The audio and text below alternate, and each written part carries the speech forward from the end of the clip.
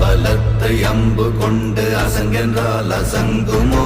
அம்பமற்ற பார்க்கடல் கலங்கென்றால் கலங்குமோ? இன்பமற்ற யோகியை இருளும் வந்து அணுகுமோ? செம்பொன்னம்பலத்துளே தெளிந்ததே சிவாயமே.